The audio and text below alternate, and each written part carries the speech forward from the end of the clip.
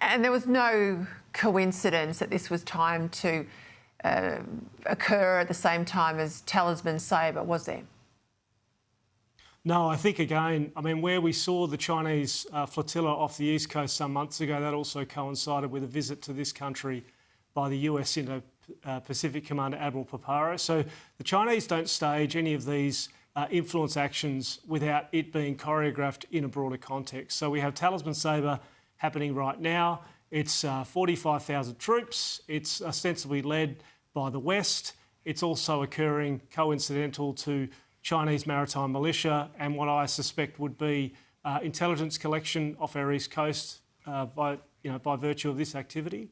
And then, of course, that pressure also culminates in certainly how the Chinese behave and how diplomacy sort of plays out as part of this visit. So, we've got an interesting contrast between diplomacy at the very highest levels of government and, in fact, that the Americans are conducting in Australia, with Australia, what some are calling a rehearsal for future conflict in the Indo-Pacific from as early as 2027.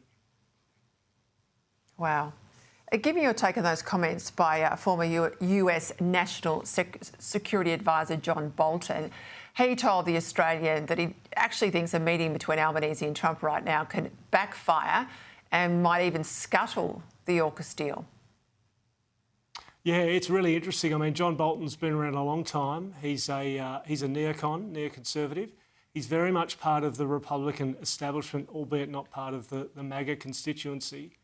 But his comments, I think, sit in the context of there being some sort of public engagement between President Trump and Prime Minister Albanese, and were it to go south, that might have ramifications for how the President thinks about AUKUS going forward. So I think he's stressing that the hard work in the foreign policy and defence establishment needs to be done now.